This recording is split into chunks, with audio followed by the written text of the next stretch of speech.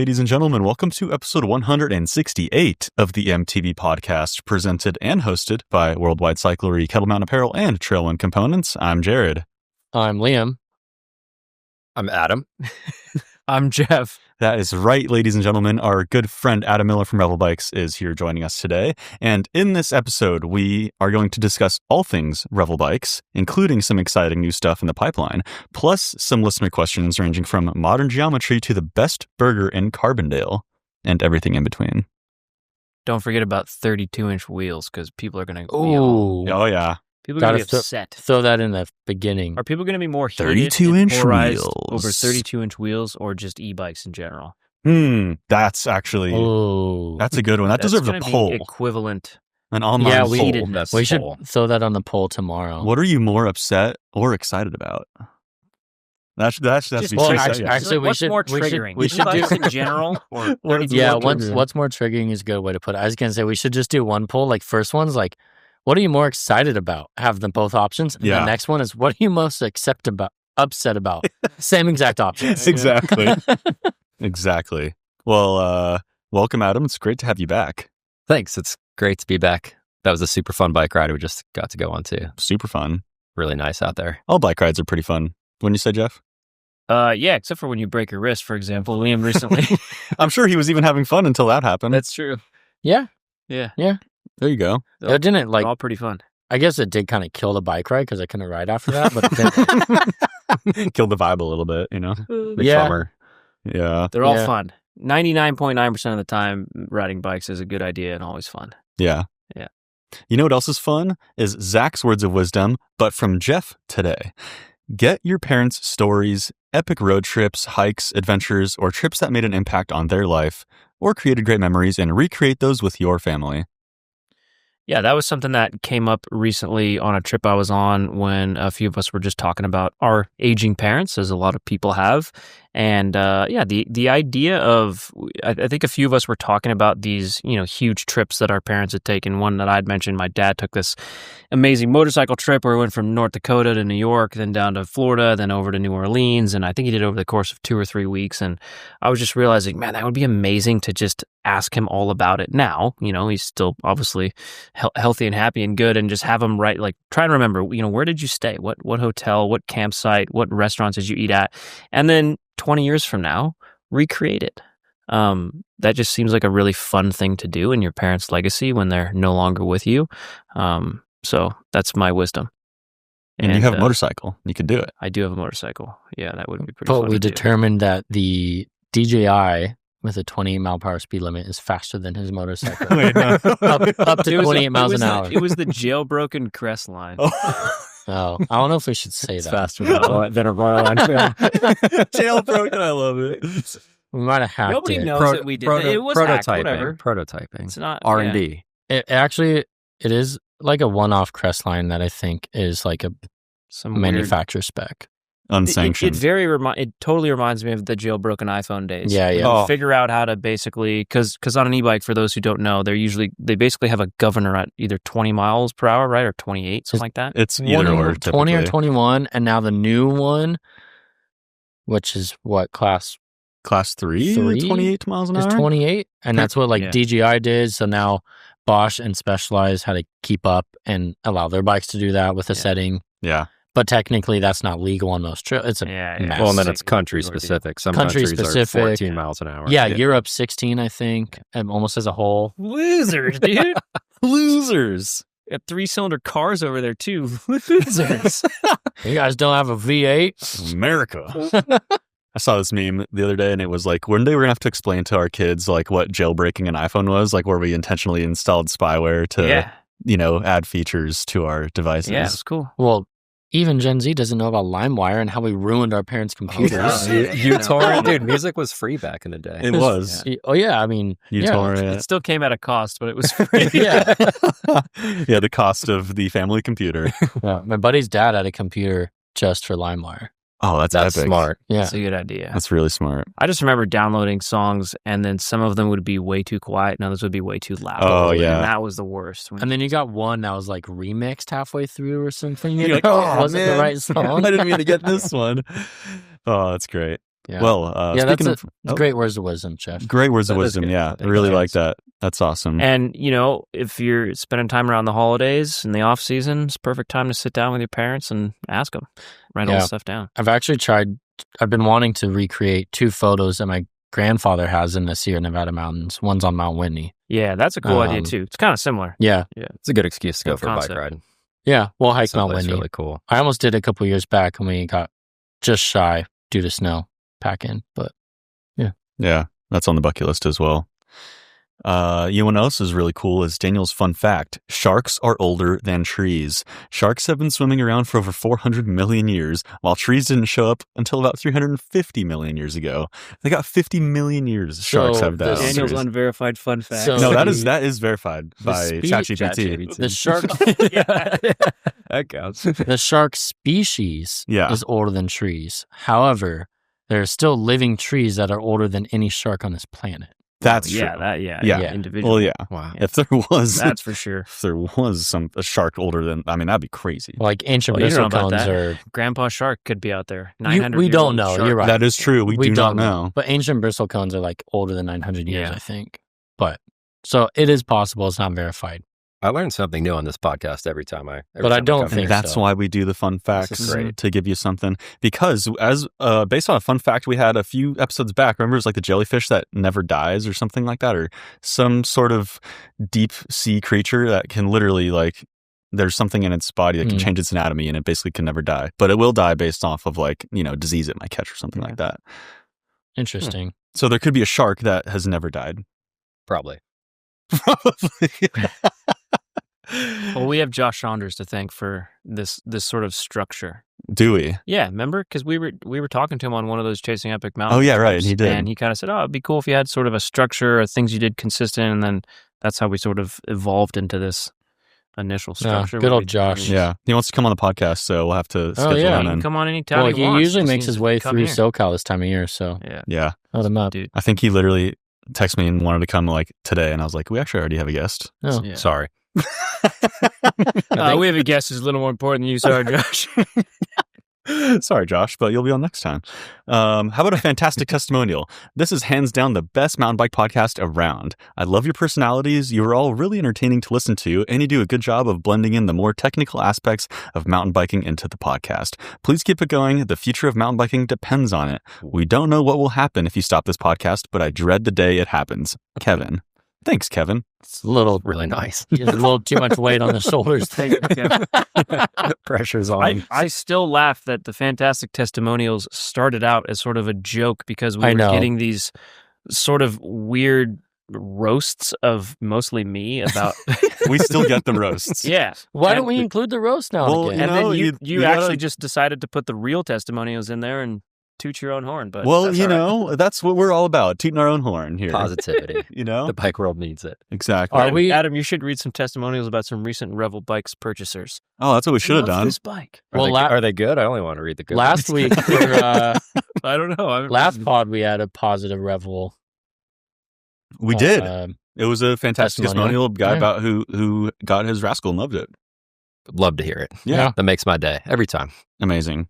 I bet it does. We need Are- more of that. A lot of It's good. people love Revel Bikes. Back to that testimonial. Are we still the highest rated mountain bike podcast? We there absolutely is? are. We Yeah, we are the best rated. Did you check? Or are you just saying that? No. We No, it wasn't neck and neck. I'll check it right now. Continue to leave us a review, and we'll continue to be the highest rated. Yeah. Which, speaking of which, we got a lot of reviews this last time around. Oh, did A we? lot of reviews. I threw a that lot out of people. Yeah, you did, and people were taking you up on that Martin. Yeah, that I feel a deal. little. Well, we gave him a gift card, and then I said the Martin test pack was only like $2 more than the gift card was. It's like a no-brainer to try out some Martin, basically for leaving a review for your favorite mountain bike podcast. Yeah, it's like a no-brainer. I'm going to do it now. Yeah.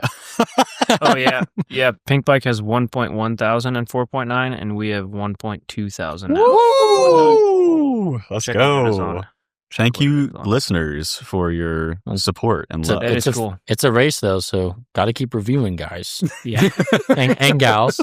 Please keep reviewing us. Sophie told us that a bunch of her friends listen, and that we are definitely in the 20s of female listenership. Wow. And Yeah. I mean, we're got to be inching closer and closer to triple digits. That's what I imagine. Yeah, Sophie said a handful of her friends listen, and, we definitely have well over 20 constant female listeners. That's amazing. I mean, I thought it was just so funny that time at the Old Fort Strong race, which was last December, right? Almost a year ago. It was a year ago, yeah. 24-hour fundraiser race. And yeah, so I did 12 hours of running, 12 hours of mountain biking, and then the morning of the morning after. We were done. We were packing up. We were toast. Yeah, I finished at 8 a.m. or something. I slept 3 hours and you slept 1 or something like that. Yeah, and this nice lady drives by, this gal, and she's got a bike on the back, and she's like, says hi to Liam and I, like, oh, I love the podcast. And we were both just like, what? Huh? we're just like, no. Our brains weren't functioning totally, but it's just rare that like a cute girl says, oh, I like your podcast. And then she emailed us. Yes. Yeah, I think you're right. I think her name on Instagram is Trail Farts. Oh, yeah, that's right. That's great. Man. That's awesome. Something like that. Dude, actually, so I'm just making sure we're on top here. Pink Bike has 4.6 on Apple and 620 reviews, and we smoke that on Apple. Yes. We love that. We are 4.9 and 1.4K. Whoa. If you just take Spotify and Apple combined, we're crushing the best. Unreal. Leaving them in the dust. This has been a massive tooting our own horns. We should let Adam talk. Adam came here from college. I don't know. I gotta like all this. We're the best. So keep the attention off. We're the best, man. This is full tangent mode. Yeah. Well, it's a good tangent. We have reached to the point in the podcast where we talk about the bikes and rides we've been enjoying lately. But as you alluded to earlier, I haven't really been riding bikes very much. But have you done any cool bike rides that you want to talk about? Well, I live in a place where there's snow on the ground for about 5 months a year, so I end up having to travel to ride bikes. But I like skiing a lot, so I don't complain. I got out on my gravel bike 2 days ago. Nice. Mainly because I knew I'd be riding with you guys, and I wanted to, remember how to ride a bike before I had to ride with you guys. That's fair.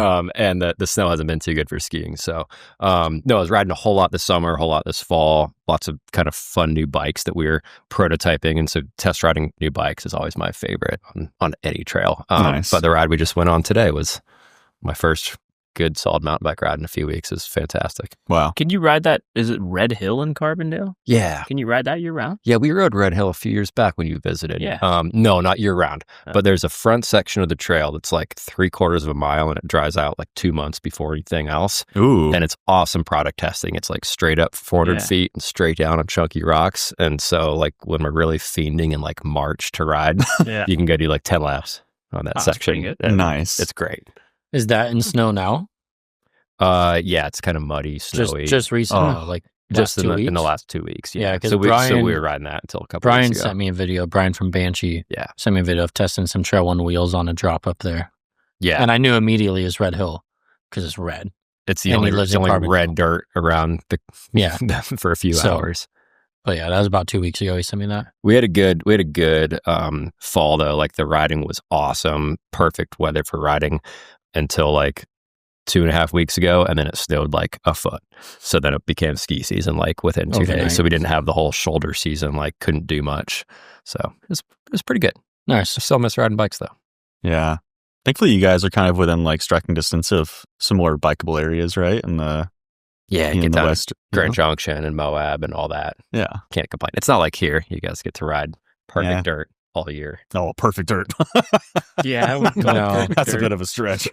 You get to ride on dirt. Blown out. Yeah, we get to ride outside all year round. Yeah. But perfect dirt, far from it. Yeah. In January, I'm pretty jealous. Yeah. I want to come visit more. Hey, you're welcome anytime. You're welcome to stay at Jeff's place anytime. Heard it here on the podcast. That's right. Everyone's welcome to stay in my guest room. Wow. By everyone, I mean select people I approve. Yeah. Very select. Hey, that's my room. You can't keep. Yeah, there we go. I have a strict no kids, no pets policy in my place of living. Understandable. Maybe I'll come and, crash there one night, just see what it's like. Yeah. Walk down the street. He said no pets, though. Yeah, just me. Exact bean. Oh. Fair enough. I'm in if I'm in the doghouse sometime, I'll stop by. Jeff, you ride any bikes? I was down in Patagonia actually, in the Chilean side and the Argentinian side for the last couple of weeks, and I did a 16-mile ride along the think it's called the Ganzo River. Nice. It wasn't nothing special in terms of the actual ride. It's kind of just a sort of basic meandering trail that goes along this riverbed and this beautiful blue river, and you're in this huge valley, and it's just peaceful and amazing. And Patagonia is incredible. I would highly recommend anyone go visit there. And yeah, some good mountain biking down there. I did some average mountain biking, but the views and the scenery, just 11 out of 10. The trails were whatever, but actually the time I was there in 2018, we rode some proper single track, which was amazing. But yeah, what an incredible place. What kind of bikes did you ride? Just some random rental hardtails. Nice.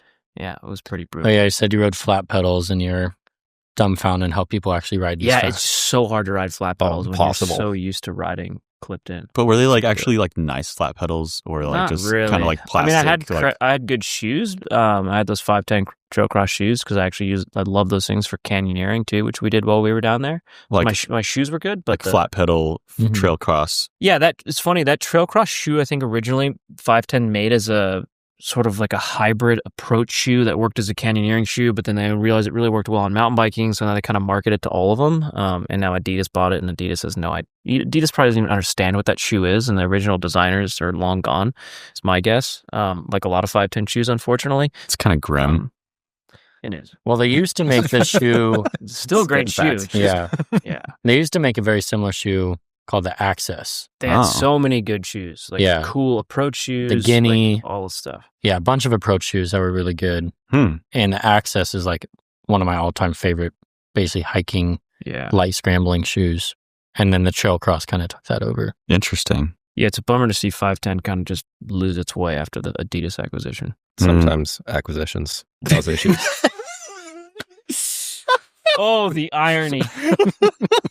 Sorry. Oh, that's funny. So for those people who don't know, who maybe didn't, when was the last time Adam was on this podcast? This is right after you got the company back, right? Which was... It was episode 156, July 1st, you were on the podcast. So it was about a month after we restarted the company. Nice. Yeah. Wow. Awesome. That feels like 10 years ago. Yeah. So give the listeners the quick, elevator pitch of what the heck happened. You founded Revel Bikes. You built Revel Bikes. Yeah, you got it. That's it. Yeah. that's where the story ends. Some loop-de-loops happened, and you still own it. A few things happened, and here we are. Yeah, and you still own it and run it. Still own it, still run it, having a blast. Yeah, I sold the company, started the company. We launched our first bikes in early 2019. Things took off. I got a call from Jeff at Worldwide a few days after we launched, and I was like jumping for joy that our tiny small bike company, the guys at Worldwide wanted to sell our bikes. So that was super awesome. Things went great. We took off, grew really, really fast. And then I sold the company at the end of 2021. I stepped away from the company, stepped down as CEO a year after that, then stepped away fully early 2024.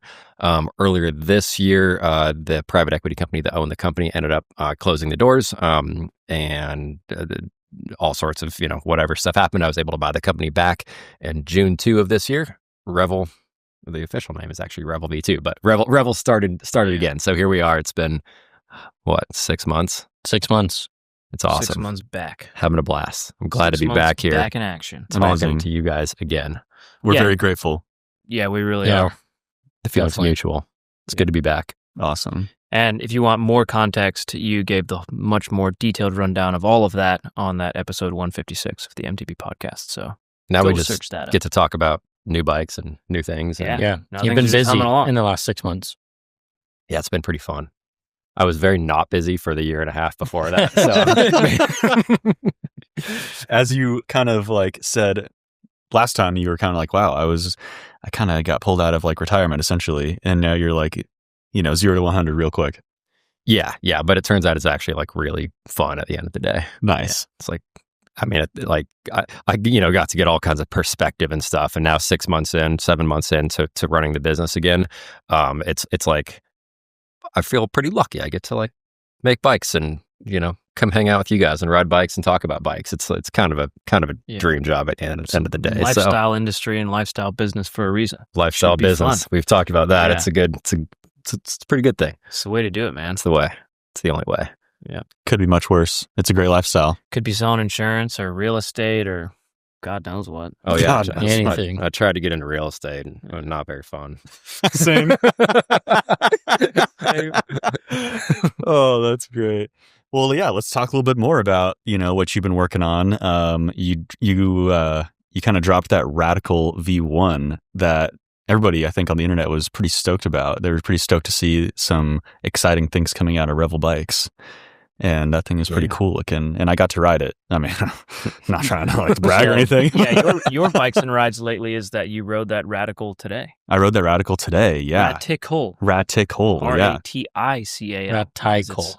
Titanium. Yeah, the T is capitalized. That's the important. RaTical. That's the important part, yeah. Yeah. TI. Yeah, what a cool bike. I know that for whatever reason, which you probably know more about than me, but titanium full suspension bikes, they're not very common. Not very common. Few and far between. Few and far between. There's really zero practical reason to have a titanium full suspension bike. There's also zero practical reason to just own 6 mountain bikes, and most of us do. So. And here we are. That is true. Yeah. That is true. That is the You point. can only ride one bike at once. Yeah, but bikes are kind of awesome. Yeah, a titanium full suspension bike, I think, kind of embodies this doesn't quite make sense on paper, but it's really, really just kind of neat and unique and interesting. And there was a lot of good learnings that we had from that bike, and we're continuing to work on the next one. So for some context, that bike has only been ridden by me and some people at Revel, and you guys. Now we sent it out here to have the bike here in person for you guys to ride, and I don't know, just sort of see Prototype, concept, fun bike. Is kind of what it is. Yeah. Checks a lot of boxes in the weird, unique category, which I personally very much enjoy about the bike industry. Yeah. The very first bike I worked on when I got a job in a bike shop when I was 14, I was just old enough to work. The first bike, the first day they gave me to work on was a custom titanium 7. And I had to put new cantilever brakes on it. They really trusted you. They shouldn't have, but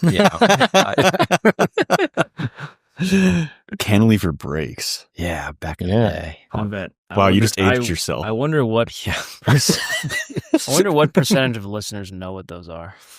Honestly, I mean, I guess they still exist in cyclocross, so they probably. No, not anymore. They're done. There. Yeah, disc brake only. They did hung exist. on a long time. They did For cross, they did. That was them. Yeah. They hung on too long in cyclocross. I'd say even up until probably COVID years, you'd see 25, 45% of pros on cantilever brakes. Yeah, they're still there. Was that a UCI thing or the rotor? What was the reason for? I guess I should know. I don't make mud, cyclocross bikes, but it was mud, and just cyclocross is such a kind of historic event, I guess, that no one likes change. So that's a big change, right? Holding on to the way it was. Yeah, tubular tires. They still limit tire size, right? You can only run a 33 width tire in UCI cyclocross. Really? Which is I don't even run that on my road bike. I run 35 or larger only. But yeah, anyways. I actually really like cyclocross. I think it's raced sick. it pretty seriously back in the day when I was trying to kind of get to some level of racing. And I remember those races, they'd come up with their little tire jig and put it on there, and you didn't want to have too much tire pressure if you were right on the edge there. Yeah. It wouldn't fit. You wouldn't be allowed to race. Yeah. That's crazy. I never raced cyclocross here because, as you know, it was 70 degrees and blue skies today. And to me, that just doesn't feel like cyclocross. No, part of cyclocross is that it's cold and miserable. Yeah. And muddy, right? But- And every time you see a cyclocross race, it's all muddy. Well, because it's in Belgium and southern France in this time of year. Yeah, that makes sense. That's where I'd probably say the bulk of it is at the pro level. And here you're racing in a park in short sleeves and a t-shirt. Yeah. And it's not the But 70-degree a lot of the weather. guys in the PA shop race cyclocross. Yeah, PA. And specifically love cyclocross. Yeah, PA Every would be year cooler. He shreds it. And They're really fun covered in races. mud As far as, 30, 40, 50 minutes of racing goes, it's Yeah. pretty exciting. Yeah. Yeah. I'd love to go to one of those races. Didn't you go to the cyclocross world championship or something like that? No, Or SRAM took me to just a cyclocross World Cup. okay. And I don't know what round it was, but we were in Belgium. That's awesome. That's cool. Yeah, That's that's really cool. Bucket list. Epic. Yeah. Awesome. Yeah, well, so you're talking a little about the RaTical and kind of working on potentially A second RaTical. Yeah. We're continuing the development of the RaTical. That's what I'm talking about.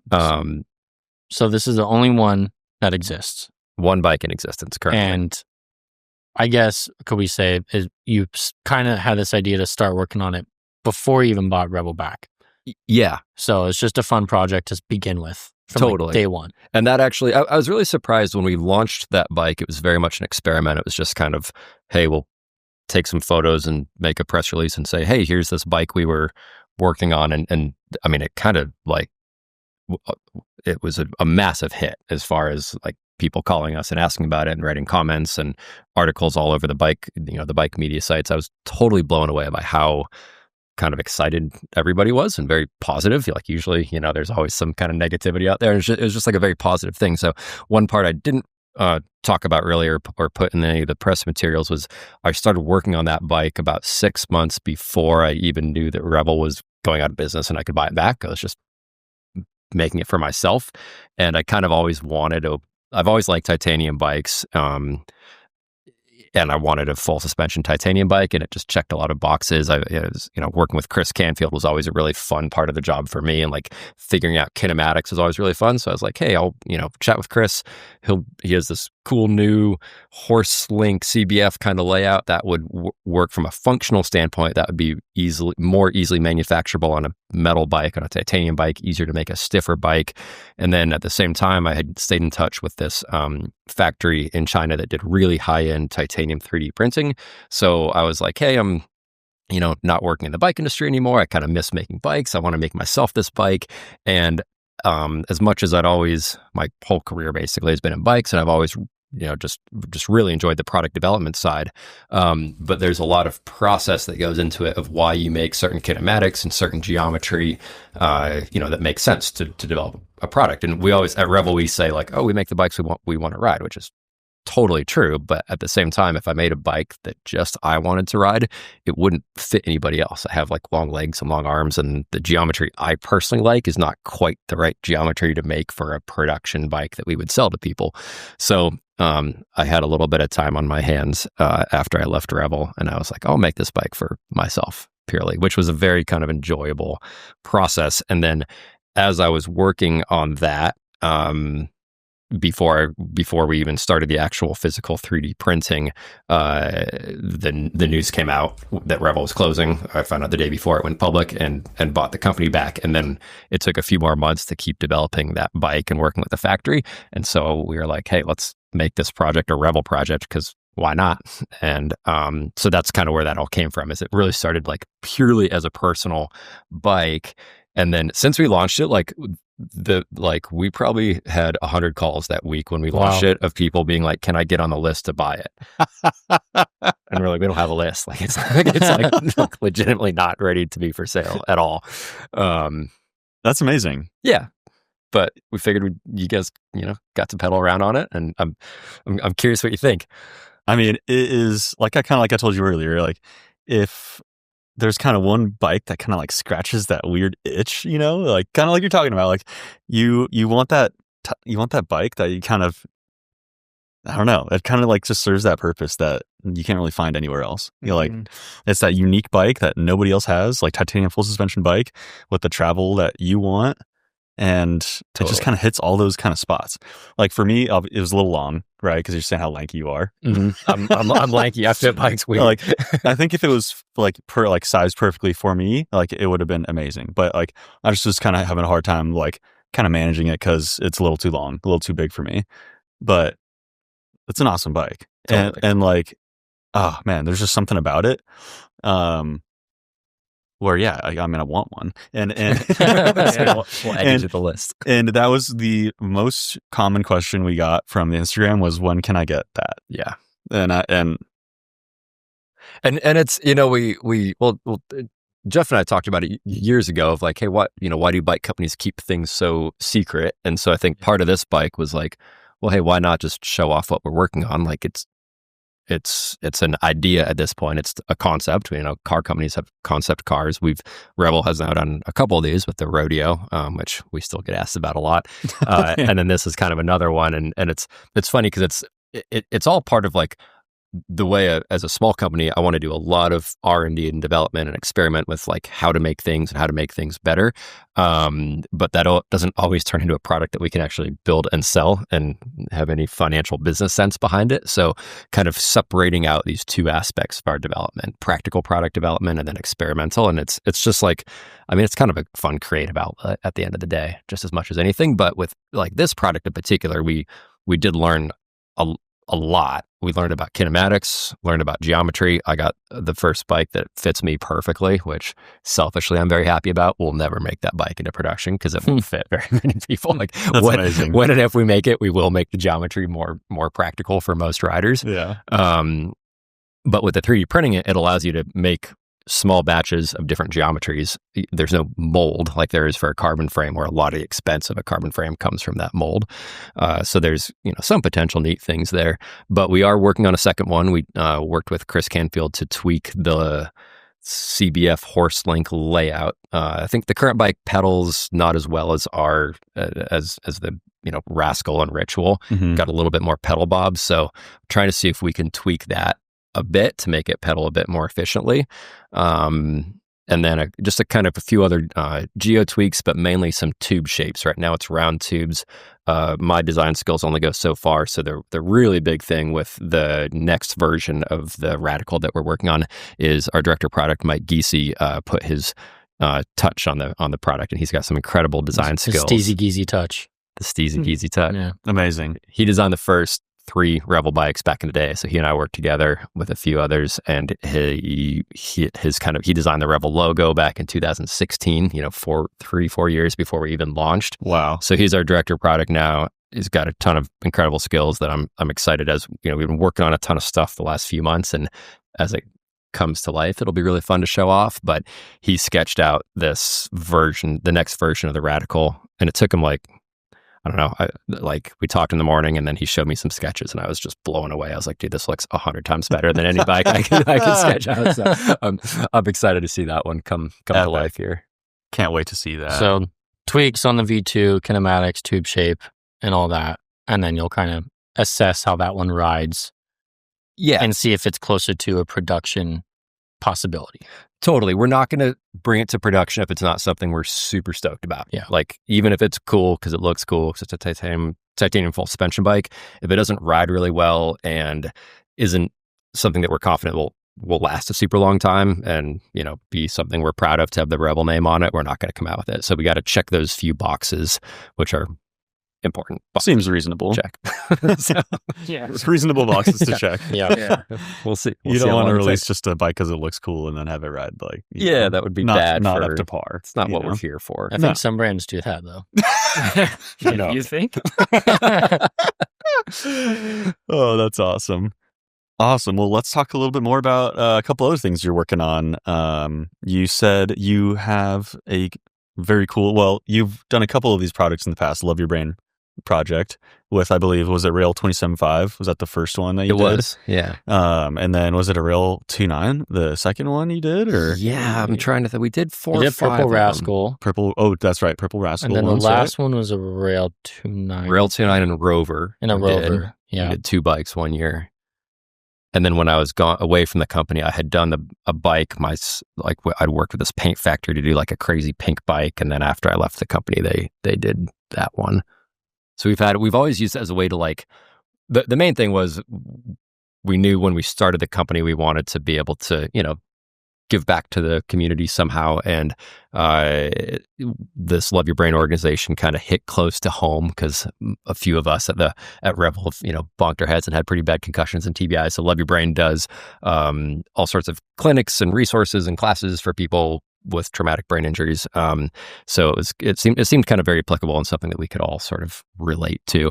So we were like, okay, how can we work with them to raise money? And so then at the same time, it's really fun to custom paint bizarre looking bikes and show those off. So we've kind of made crazy looking bikes, done a raffle, raised money for a cool organization, and it's kind of fun all around.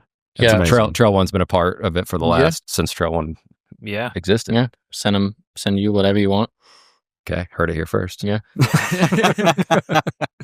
I wouldn't say this one looks crazy at all. This one looks sweet. It's awesome. Very sick. we got a teaser pick out for you guys to see. Yeah, they showed us a teaser pick. You guys have to wait, but you said it'll be out January-ish? Or early January goal, depending on, holidays and us making sure we get photos of the bike and all that. But how's the raffle situation working? Same thing as before? Like it's on the Love Your Brain website where you go and buy the tickets? Yeah. There's all these weird like laws around raffles. Yeah, we've looked into that. We know. Yeah. So, very weird. But so they have we to, stay basically out have of to be it. run by a nonprofit, right? So that's why they Exactly. run the thing. But there'll be one link, right, where people can go see the bike, buy the raffle tickets for it. Yep. So we wins it. make the frame, and this year we did kind of go all out with this custom painted frame with a few colors, and it looks pretty good. And maybe I'm biased, but I think it looks kind of cool. And so we build the bike, and then we work with like SRAM and RockShox donate parts. Continental donates tires, Industry Not on the wheels, Trail One, you guys on cockpit parts. And so we kind of get brands together to be a part of it, and then we donate that bike to Love Your Brain organization, and then their website hosts this, raffle. I think legally it's like donate to win. Yeah. But it's like, I think we're going to do $5 or $10 entries, and each entry you get a chance to win. And it's a RaTical this year. I don't know if we said that already. It's a RaTical. Right? It's a RaTical. It's a RaTical. Yeah. Cool.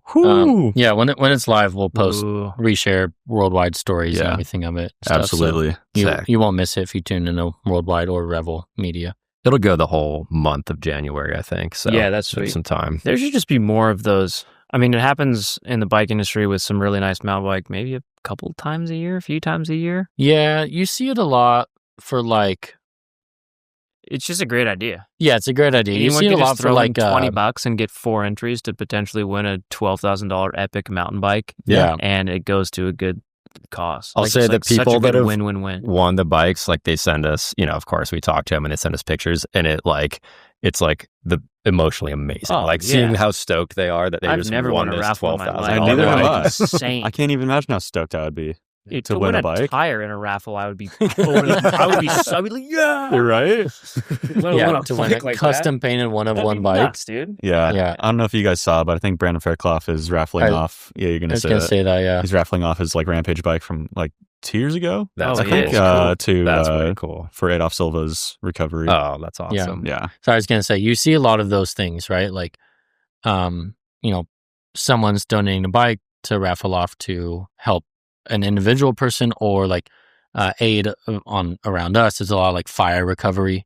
Someone donates a bike because, X, Y, and Z lost their house in a fire or something like that. It's a great way to do it. But yeah, it's awesome. Right? Raises money for a good cause, and people get excited about a cool new bike. And yeah, it should happen more. Maybe we'll do it more than once a year. For sure. If there's any good causes you guys can think about. Absolutely. There's There's tons out there. plenty. There's a lot. Yeah. I've seen some people. Yeah, go ahead. Oh, it is available in all sizes for the RaTical this year. So really? if you win, you're not stuck with a size small that won't fit you. Oh, that's smart. Yeah. Nice. Yeah. Wow, very cool. So technically there'll be 2 out there if I do my math correct. So selfishly, well, because there's a photo bike and then there's the bike that's getting given away. After Revel started doing, it started selling a few bikes for each of these raffles, I've always made one extra bike for myself, which is very selfish. So, oh, that's amazing. Well, what do you guys say we take a quick break to hear a word from our sponsors, and we'll jump back in. A word from our sponsor. Yeah. And now, a word from our sponsor. This episode is brought to you by Adam's Slim Slam Jerky Jam. Beef jerky infused fruit jelly jam, handmade in Aspen, Colorado by Finn, an organic Vizsla who eats a strict diet of cooked rice, pork, sweet potatoes, and of course daily doses of Slim Slam jerky jam. It's sweet, savory, smoky, and wildly addictive. One gulp and you're guarding the jar like it's contraband. Slim Slam jerky jam. It slams. Link in the show notes. And now, back to the show. Hey, Jeff, will you pass me my Slim Slam jerky jam?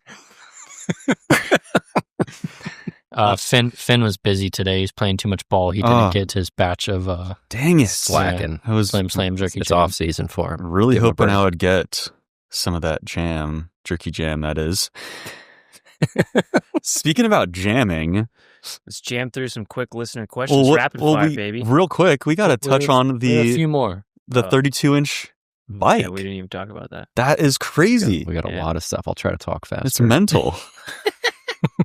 We got to learn a little bit about what's going on here. 32-inch prototype. Yeah. What do you guys think of 32-inch bikes? Jeff, do you want a 32-inch bike? I'm game to try it. I've been around long enough that I used to ride 26-inch wheeled mountain bikes, and they were terrible. And then someone made a 29er, and everyone freaked out and panicked, and there was massive polarization and arguing and yelling and name calling. And then everyone's like, "Oh, this actually works really good." And now everything's 29-inch, and it's why not? Try it out. I don't know. I think it's going to be interesting. Similar to 29 when I was first getting into mountain biking, was when 29s were like becoming more than just like XC hardtails. Yeah. Getting the geo right for a 32-inch. Totally. Because I don't think you're just going to plug 32-inch wheels to a 2.9 and have it feel great.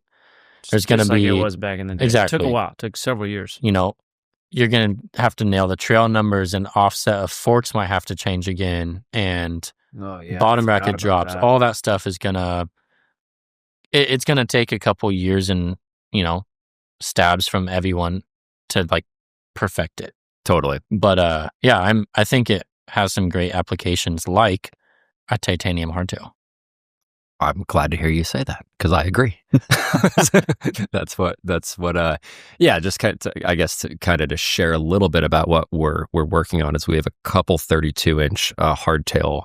I don't know if we call them prototypes or concepts or a little bit of everything. We're making some bikes for 32-inch wheels to try out and see what we like. The titanium bikes are a great way to kind of experiment in small batches. So we have. I don't know what our timing is. I never want to say exactly, because sometimes delays happen. And again, if we make a bike and it like isn't something we're stoked about, we're not going to show it off. So we'll see how it shakes out in the next few months. But yeah, we have I think the really difficult part that maybe everybody is thinking of is, how do you make 32-inch bikes work for like a even like a size large bike, small and mediums are just 5'9", 5'10". Totally. Yeah. It's already tough, honestly, to make a 29er work on a size small. Mm-hmm. The stack is automatically maybe higher from like a ratio standpoint, because you have to have a certain size head tube to make a frame, one, strong enough, two, clear, a tapered steer tube with cable routing. So size small bikes and 29-inch wheels is already tough. It's not impossible. But the geo ends up being a little bit more upright on a lot of them, especially on longer travel bikes. So with 32-inch wheels, it's like, it seems nearly impossible unless we get super creative. So we're making a size extra large bike and a size medium bike with kind of a few unique features that we think might make it work. And then we're going to ride them, and maybe we'll bring them out here. You guys, yeah, I like that. Talk about them on the next podcast. I'll throw my leg on a medium. Perfect. I may be more checked out than I should be, but who the heck is making 32-inch tires and wheels right now? Maxxis Aspen has a 32-inch mold, and DT has a 32-inch rim. No, not for consumer right now. Yeah, I don't think. So they exist, but they're sort of just... It's just OEs trying them out and specs. doing them, yeah. So as far as I know, those are the two. That's been on like every bike that I've seen is that Maxxis Aspen mold and then a DT rim. It's funny because we, and if you look at like the Made show and some handmade bikes, there's been a lot of kind of custom one-off 32-inch bikes from some really cool builders out there. And then just a month or two ago, we started like actually working on geometry charts, kind of like when we had a little bit of time. And then just recently, it was announced that the UCI made 32-inch tires legal. So that, like, all of a sudden now, like the last couple weeks in kind of the OEM bike manufacturing world, like tons of people are talking about it. So we'll see. It could be something that totally falls flat and there isn't really a use case, or we ride it and we're like, maybe this works for like just bike packing and not for most people for everyday riding. And if that's the case, like, great. But half the reason I started Revel and I like doing this is like, is this exact thing. It's like, well, let's try something out. And if it's awesome, it's awesome. And if it sucks, it sucks. I'm like, what's the worst that can happen? It could also be like a 27.5 plus wheel size, which basically is dead. Which was a big deal for a few years. Yeah, well. Which I think the only application that I think it could work for is like bike packing, essentially. Mm-hmm. But I'm pretty happy to see that basically fall off for the most mountain biking. Totally. And we even, my Y Cycles with a Revel Titanium, before we called it Revel Titanium, back in 2016, we made a 27.5 plus hardtail, and it won Best Hardtail of the Year with Bike Magazine. We sold way more than I ever thought we would, like super fun bike.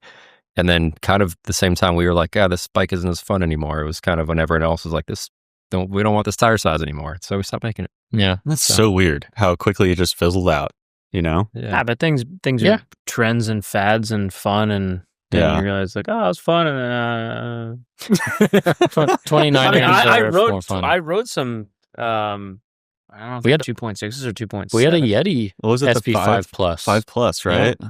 The Yeti made a dedicated bike for it. Dedicated 27.5 plus bike. Yeah. Well, for the longest time, I shouldn't say the longest time, but probably a solid year, in the top 10 selling tires of Worldwide Cyclery, I think 7 of them were 27.5 plus tires. Whoa. Most of which were WTP tires. Yeah. Oh, really? Yeah. I was going to say, because it was no joke. Everybody wanted to try it. Everyone was having fun with it. Everyone was experimenting with it.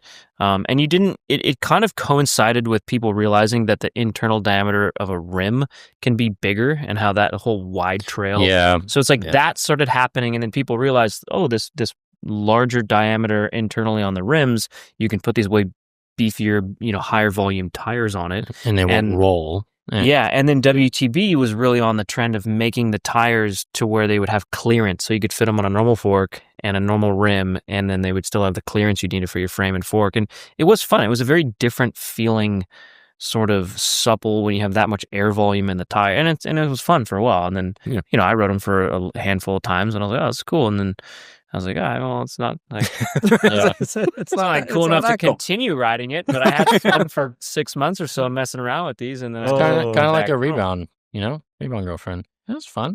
Yeah, that's cool. All right, go back to scheduled programming. Yeah, I mean things, but that's part of what makes the bike industry fun and interesting, is that these random trends pop up, and people love trying new stuff, especially when it comes to tires. People love trying new tires, right? So it's fun to play around with tires. Great way to bring it full circle, because it is exciting to try this new thing at 32-inch wheels. Yeah. And like, we're all still kind of figuring out, like, are we liking it? Like, you're just like first seeing all these first people riding these first prototypes. Yeah. And I think everybody's just like excited to hear about, like, oh, did they like it? Like, is it faster? Is it like more efficient? Like, does it handle weird? Because it's a massive wheel and tire. It's like the honeymoon phase. It's like, fun. Exactly. Yeah. It's a great way of putting it. It's just so interesting to know, will this pan out the way 29-inch wheels did, or will it pan out the way 27.5-inch wheels did? That's a great way of putting it. Yeah. It's like, will this be in 5 years from now, everything's 32, or will we realize like certain applications, certain frames, and that's why I brought up 27.5 plus to counterpoint the 29 argument, right? Because obviously 29's pretty much, besides gravity bikes that are mullet now, it's the only wheel size. So, pretty much. Yeah, and like, I forgot what the bike was that they just did that test on Pink Bike with the guys riding it on the course. Who's the manufacturer? BMC. Yeah. Okay, and they had to add weight to the 29er one to make it like even. I didn't really actually look too closely at that, so I'm not sure. It was weird. They had hamstring the 29er to make the 32-inch bike look more comparable. Interesting. So people are like, well, why did they add weight to the 29er? Because it would have been more like realistic test if they were just the bikes they were. Yeah. So I don't know. I'm interested to see if it's like actually faster. I guess it all depends, right? Like for an XL guy, or like for a huge person, Reggie Miller. Yeah, for Reggie Miller, he probably loved the 32-inch. Yeah. I don't know. I'm super excited to see what you think about it. It'll be cool to see where it goes. Like, we're not, we have this amazing thing where, so we brought our titanium bikes back, I think, just after I was on the podcast the last time, just a few months ago. And they've been going great. Like, I'm constantly amazed at how excited people are on the titanium bikes, and everyone wants a Thai hardtail or a Thai gravel bike to, go along in their collection of 6 bikes. And it's awesome. So I feel pretty lucky with Revel that we have this kind of titanium outlet to do some of these more fringe things. Like, we're not going to go cut carbon molds for a 32-inch carbon full suspension bike. Like, I don't know. It's ready for that. Yeah. Maybe in the future, but not right now. So we're kind of dabbling.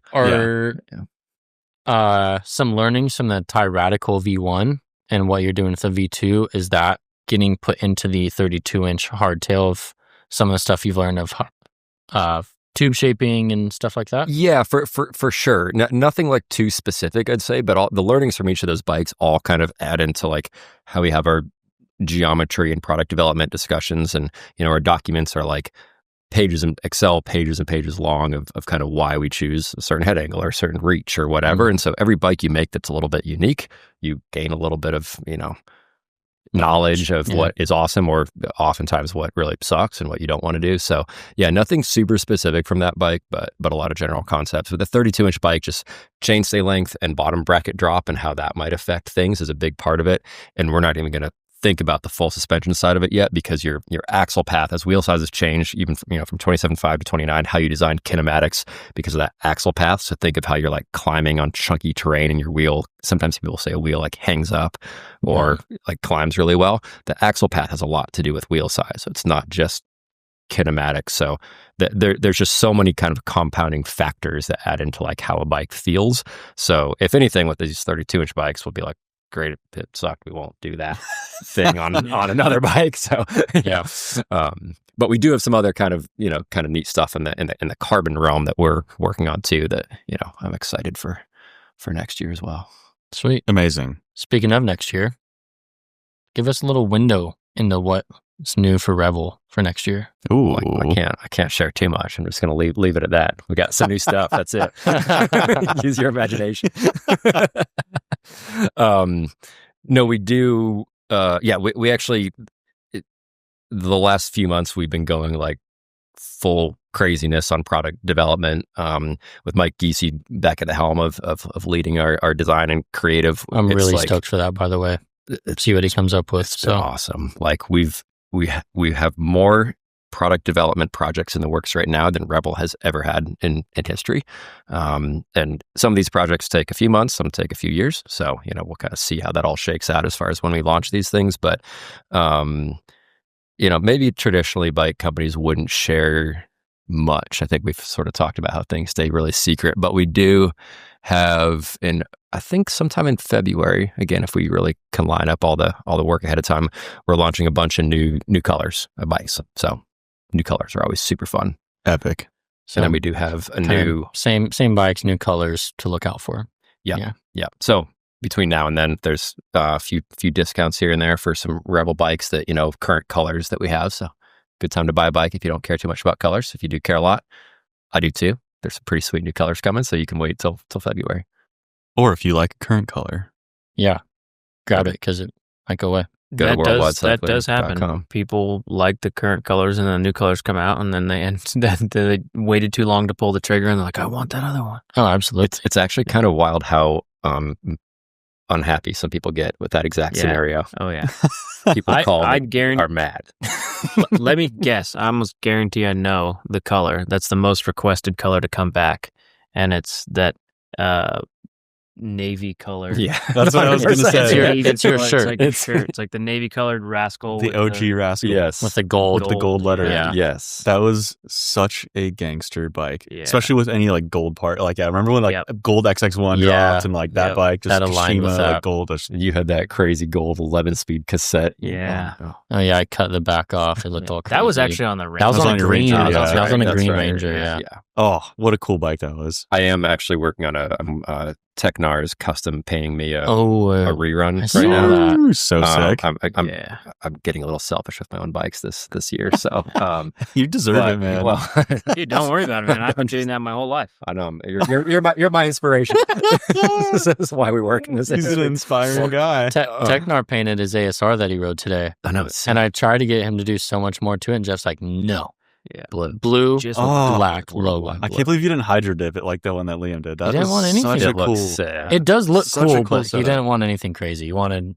He sent me a photo of a Ferrari, and he goes, "Make me this." Changes. Next time we'll get Jeff a Revel that he can custom paint. There you go. And then he can go wild. Yeah, we've already been talking about it. Now we're talking. Well, I had an epically looking Ranger. True. That was Technar custom. The 50/50. Yeah, it was like in thirds. It was blue, white, and black, and it looked super rad.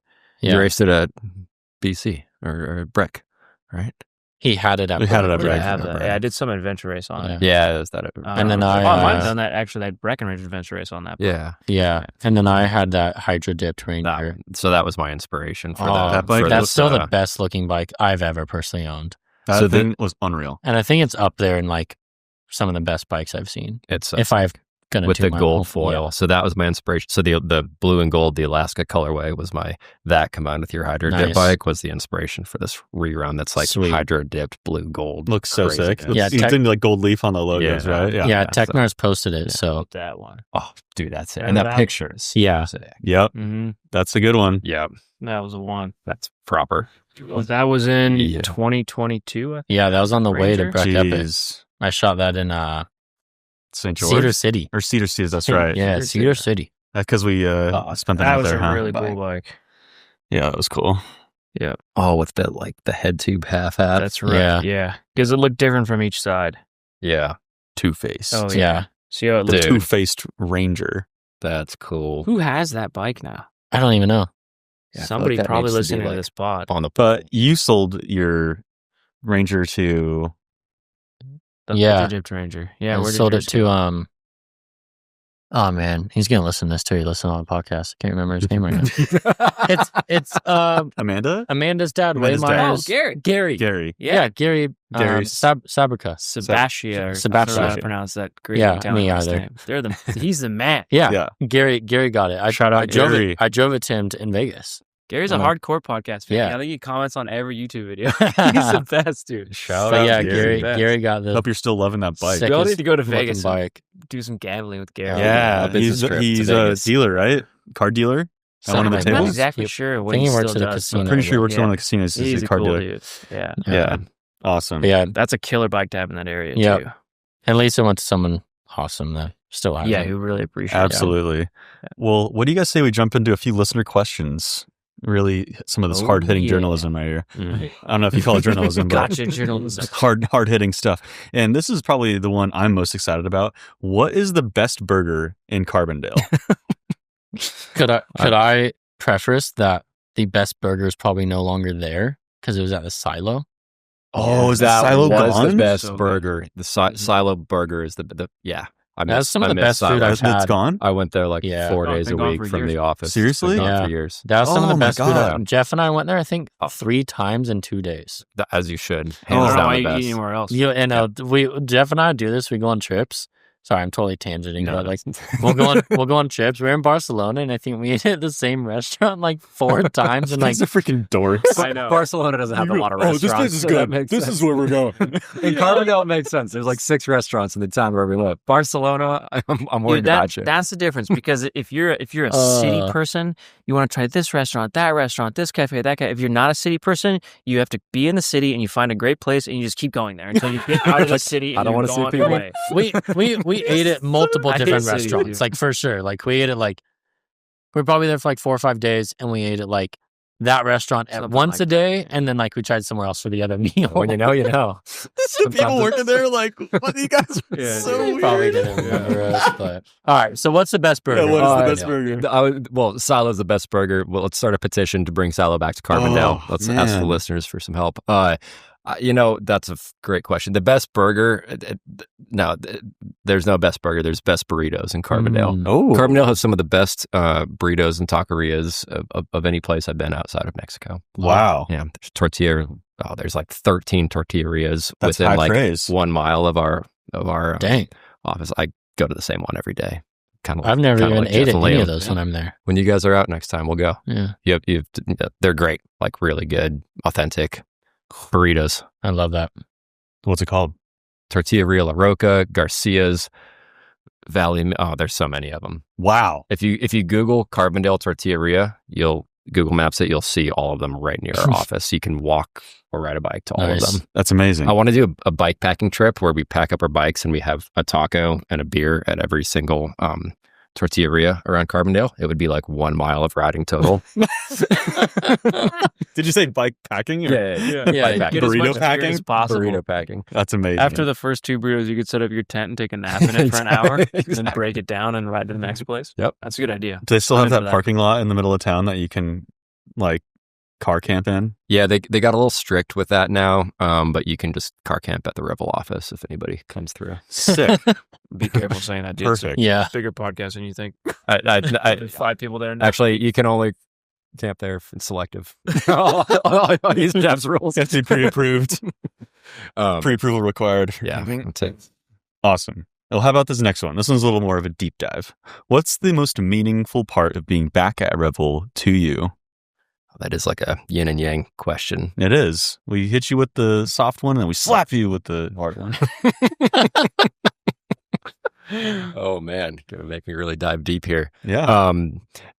No, in a serious sense, the most meaningful part of being back at Revel is like it feels a bit surreal, honestly. The last few months have been like truly incredible, rewarding. I couldn't be happier to be back. It's been a pretty wild, from starting the business and all that fun, but really from selling the company, working for a private equity firm to run my own company. It wasn't quite my cup of tea. Leaving my company and then seeing things change was a little bit, had its host of challenges. And then finding out the day before the company was closing, like that is quite emotional. So then I felt extremely fortunate to be able to buy it back. It was not an easy process. It was not a guaranteed process. It was I learned a lot and super stoked that I was able to buy it back. And then from where things went, June 2 to now has been like night and day difference. It's freaking awesome. We're making more bikes than we ever have. I, personally love riding bikes, making bikes, getting to come out here and hang out with you guys and talk about bikes. So most meaningful part, I don't know. It's like, it's working. It's awesome. It's fun as hell. And yeah, I don't know. It's all great. Like returning your company back to its former glory. That's the goal. Yeah. That's the goal. And not even that as much as what can it be now? Like, what did we all learn through this process, which was a ton, and not even the former glory, but what's the next phase of Revel? What can it be? I'm not sure, but I think it can be something hopefully pretty cool that gets people stoked on bikes and hopefully ride more bikes. And if we can do that, I'll be pretty excited. Amazing. Yeah, it is really cool. I mean, I'm sure it is super cool for you to see and have a direct impact on, everything that's going on at the company and like the future of the bikes and the product cycle and everything. It's got to be pretty cool. Well, I think something that's cool and probably feels really good to you is yesterday Pink Bike. Oh yeah. And the RaTical, most recent iteration of RaTical SL, went out its trail bike test. So yeah. Congratulations. Thank you. That's kind of I high probably praise. should have started the podcast. It's funny you say that because I literally had that thought. I was like, I want to introduce Adam and congratulate him. I totally forgot to do all of we that. had to talk about the podcast metrics. So yeah, congratulations. Brag about our review count. Yeah. Just like, Which this is a guy lot over more. here, by the way. So yeah, congratulations for winning the field test, Pink Bike Trail Bike of the Year. That's amazing. Thanks. Honestly, I was sitting in the airport yesterday to fly out here, and I read the news, and I was like emotional. Like I could not freaking believe it. Like that was actually like a really awesome. I couldn't believe it. It was great. So cool. Yeah. Well, Yeah, it's thanks. a sweet bike. I have one waiting for me. So Yeah, you do. Yeah. right outside that It's door. looking pretty clean. You got to get some dirt on that Dude, I thing. know. Get healed up. I gotta get in the dirt. Get healed. Get this guy dirty. Speaking of getting dirty, what's your favorite flavor of Simple Green? Who comes up? I have no clue. It's a good one though. That's a good The question. listeners. The listeners. The come up with listeners, these. yeah. So, yeah, the They're called listeners. listener questions. These are all listener questions. Thank you, listeners. Yeah. Does the Simple Green come in different flavors? That's what I I'm asked. pretty sure there's different colors. I'm not sure what the different tastes, like how they taste differently, but I mean, well- me personally, I'm more of a classic, the classic OG Simple Green flavor. Yeah, but I dilute our spray bottle about 50-50, or under that. So a little bit less Simple Green and more water. Because it comes concentrated. Oh yeah, 50-50 is good. Yeah. No, I just drink especially it. for the dirty I stuff. just drink it straight. Drink it straight. Yeah. Straight up, guy. I'm not on the rocks and on nothing. Dilutes it. Dude. Who wants Liability disclaimer. This is satire. Do not drink Simple Green. It's not meant for human consumption. Next question. that? Thank you, Jeff. All right. All right. Adam, what are your thoughts on high stack and long chain stays? Interesting specific question. So, I mean, it's the easy, quick answer is very dependent on what the use case is. If you're talking about a bike packing bike, absolutely, it should be high stack with long chain stays. There's pretty unique bikes out there with the long tails has become kind of a subset of bike packing bikes. Personally, I don't like high stack and long chain stays for my personal riding style, even if I'm going on a bit of a bike packing trip. I don't do crazy, like super, super long wild bike packing because I now you just ride around from the different burritos and Carbondales. Yeah, 1 mile maximum.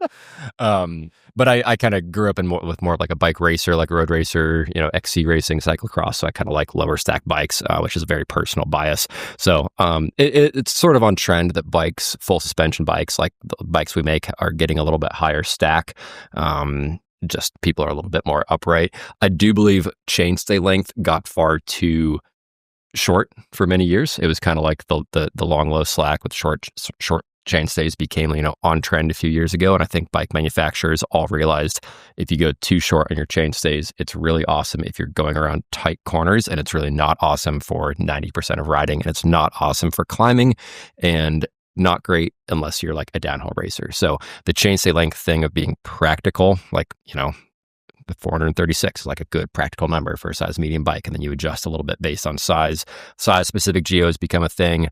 Some of it's very practical. Some of it's a little bit kind of marketing speak, I think. And a lot of it, really your seat angle, your center of gravity, how the kinematics are set up while you're at sag, and then in what gear are you measuring your kinematics for. If you're climbing, you want efficient pedaling usually in the easier gears because that's where you practically are. Some bikes are designed with great kinematics in a hard gear for pedaling. Well, that doesn't make sense because you're not in that position, and all that fits into your body position on a bike in different practical use cases. So when we design a bike, we always try to say, well, what are we trying to design this bike for? And then that, your geo for your handling, your geo for your riding position, and your kinematics are all sort of at play and interrelated. And I think that's where kind of some of the nuance of different bikes comes in. Hopefully that wasn't like way too long-winded of a nerdy bike geo That's answer. probably But exactly what the I think it was great. who asked for that wanted to hear. Yeah, it was like a nice, great, quick, deep dive. Sweet. Yeah. Wait, so basically, you don't want 450 mil chainstays on your RaTical. Personally, I do not. Our Thai bikes have 17 millimeters of chainstay adjustment on them, which is pretty sweet. In your V1 RaTical out there, from my estimation, has a little bit longer chainstays than what the RaTical currently has. Yeah, a few millimeters. Few longer. mil though. Yeah. Like I guess it would be if you start on that medium, like you said, and you grew proportionally, it's probably right around there. Or for an XL6, 442, I think on that one. Yeah. And your kinematics and axle path play into that as well, because some bikes, the wheelbase shortens as you get into travel, and some bikes it stays similar. So, For what it's worth, when I had my El Jefe, I kind of found the exact same thing. Like, it was amazing to corner with the super short chainstay adjustment, but then like climbing, it was just like, oh wow, okay. And then when you made it longer, it was just like, okay, this is a much more practical, ride. At least for me, like climbing, it felt like it just kind of all evened out a lot more when I made it a little bit longer. But you ride it longer usually? I left it in the longest setting. Yeah. For like the remainder of the time I had it. Yeah. That's awesome. Yeah. Yeah, that makes perfect sense. Yeah. Remember the Canfield Riot, I think it was? Oh, yeah. That had those I had one. obscenely short chainstays. 420 those were chainstays. 420, dude. Yeah, if you were just chainstay. slapping that thing into corners going down a hill, it was awesome. Yeah. That thing was I actually so sick. I could hop manual good. that thing so well. I felt like a BMX It was bike. really fun. Yeah. Yeah. But yeah, Not again, totally practical. riding at Rocky Peak got pretty spicy pretty fast. I bet. Yeah. Oh man, I went on a quick like pink bike. I don't know what it was, but like one night I just remember I was like, oh, I'm on pink bike, I'm gonna buy a Canfield Riot. I was like, probably after you got it, I was like, oh, this thing is so sick. All right. When are we getting a rodeo? Can I count the number of times this question's been asked? Oh man. Today or this week or talking about prototype bikes that are awesome everybody wants. Can I refer to the previous podcast episode that I was on where we talked about this bike? Yeah. Same answer. Probably the same thing. We really want a rodeo. It will happen someday. I don't think it'll be called the rodeo. But yeah, it'll happen someday. Nice. I don't know when. That's it. That's all I got. It'll happen one day. We don't know when. Yeah. Well, that's promising to hear at least, because that thing is sick. Did anybody actually ever get to ride that bike? Because I know it was like a little bit, but not nearly a proper test ride on that thing. We got to the point where we were like, this is not going to get to production. It's a great concept bike. We'll show off what we did, but it's not going to get there. Do you still have it? Is it still a Revel? Yeah, it's Okay, like up sick. on this cool shelf in Yeah, the yeah. office. It's pretty You gotta sweet. keep it, right? Oh yeah, it'll Yeah. always be there. There's like 3D printed carbon, right? 3D printed thermoplastic. Thermoplastic, carbon. So carbon, but with a nylon polymer instead of an epoxy resin. Such a sick. On paper, makes so much sense. In practicality, not there. So in other words, investors could be you. Could be you. We're being very practical about our product development now. So Yeah.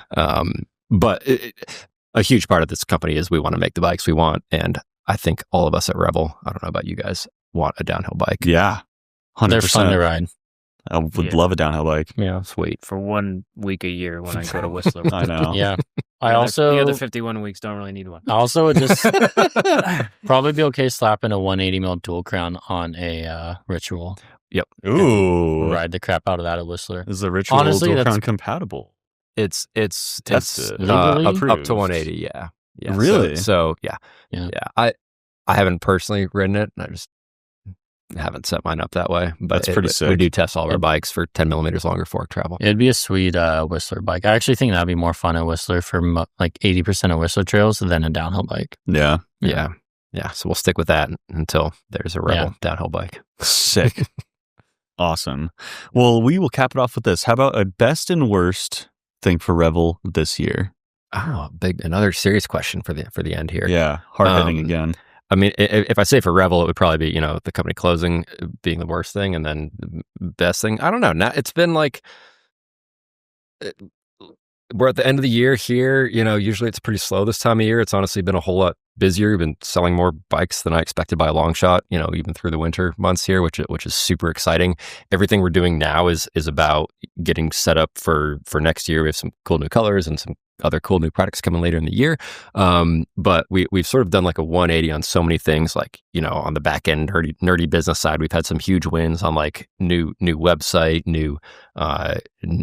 entire new MRP inventory control system. We have 2 warehouses. We have our Colorado facility, our Taiwan facility. And then from like the accounting, inventory, supply chain side, like we have all this awesome new technology that I called Jeff and asked a lot of questions, probably too many times about. So thank you, Jeff, for all the advice. But we're like exponentially more efficient and set up well from that standpoint, which helps make it easier to put more focus on making new bikes. We're making more new bikes than we ever have.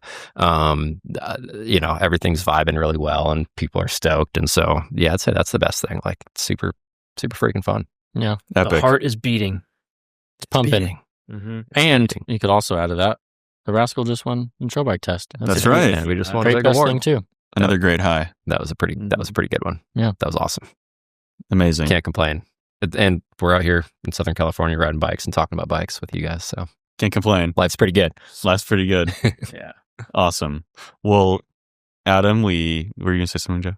No, that's No. all. Just Oh. thinking, it's good. I was actually just daydreaming about my RaTical I'm going to build. Oh. Oh, New bike day video Okay. coming to YouTube in, I don't know, March or something, whenever we get around to it. Yeah, probably March. It will be March. Epic. Epic. Fall. Hans things, yeah. Marty, working on your wheels. I'll make sure we ship you a frame the second they come off the production line. Yes. Because we're currently out of large rascals. Yeah. Hopefully they're ready soon, and then we'll put one in a box for you. I took the last one. No, good. No huge rush. Oh. I just want to make sure I have a dialed-in bike for some of the all-mountain ride trips that I'm going on this year. Oh yeah. Yeah, good call. Speaking of which, if you guys want to ride bikes with us, Ooh. Tasmania in April, 2 different trips. Italy, Dolomites in September, and then when is Nepal? October? Or no? October into November, so late October. October. That into sounds November. cool. One or all of us, or someone from WC, maybe Trevor will be on the trip. I don't know. Yeah, We'll be on the trips. But anyways, we need to whether we're decide there or who's not, on the it doesn't trips. matter because All Mountain Rides is absolutely incredible. Go there, tell them WC sent you, get a discount on the trip, and it's going to be epic. That's true. Yeah. Don't Once you want we- to go on the Nepal trip? I really want to It go. does sound pretty Nepal. epic. Like Yeah, those mountains Unreal. look really Wait, sick. mhm. we'll get a plan down on who's going on what trips soon. Yeah. so we can advertise that. Yeah. But and then you can hang out regardless. with whoever you want. Well, Adam. Regardless, if you're looking for an excuse to yeah. go on an amazing mountain bike trip, there you go. Yeah. That's No excuse really curated, needed. top notch, The best. fun guaranteed. Full blown, just daydreaming about this new RaTical, what it's going to look like, the YouTube video. And you're riding it in Nepal. Just like spacing out on that. And Tasmania. So rough. Yeah. Ripping and spacing out on that. ripping. You're like, Yeah. oh, Derby. So good. Amazing. Sweet. Sick. Well, Adam, thank you so much for joining us. It's truly been a pleasure. It always is. And already looking forward to the next time you're out here. Thanks. I can't wait. Next time's going to be great too. Truly will be. Thanks. Appreciate you taking the time to be on the MTB podcast, the best mountain bike podcast in the world. In the world. Quantifiably proven based on review count on Apple Podcasts and Spotify. Please leave us an additional review. It really helps us out. Thank you. You leave us a review, send it to podcast@worldwidecycling.com, and you can get a gift card. These guys took the words right out of my mouth. And we'll see you guys in the next one. Cheerio. Cheerio. Thanks.